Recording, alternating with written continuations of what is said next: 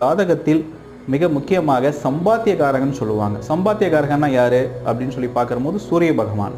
சூரிய பகவானுக்கு உரிய கிழமை அப்படின்னு சொல்லி பார்த்தோம்னா ஞாயிற்றுக்கிழமை. ஞாயிற்றுக்கிழமை அதிகாலை நேரத்தில் முதல்ல எழுந்திருக்க வேண்டும்.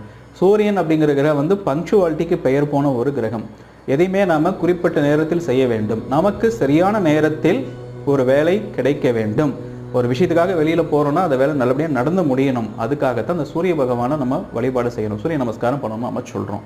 அப்போ அந்த நேரம் தவறாமை, தினமும் காலையில் 6 மணிக்கு சூரியன் உதயமாகுது, சாயங்காலம் 6 மணிக்கு சூரியன் அஸ்தமனம் ஆகுதுங்கிற போது அதோடைய கடமையை மிக சரியாக செய்து கொண்டு வருகிறது சூரிய பகவான்.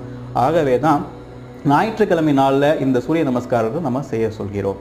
அதே மாதிரி சூரியனுக்கு நம்ம நமஸ்காரம் பண்ணுகின்ற போது ஒரு செம்பு பாத்திரம், அந்த செம்பு பாத்திரம் அப்படிங்கிறது வந்து சூரியனுக்கு விசேஷமானது. செம்பு பாத்திரத்தில் நீரை ஊற்றி கொஞ்சம் வெல்லம், நாட்டு சர்க்கரையை கலந்து அந்த சூரிய பகவானுக்கு ஓம் சூர்யாய நமக, ஓம் ஆதித்யாய நமக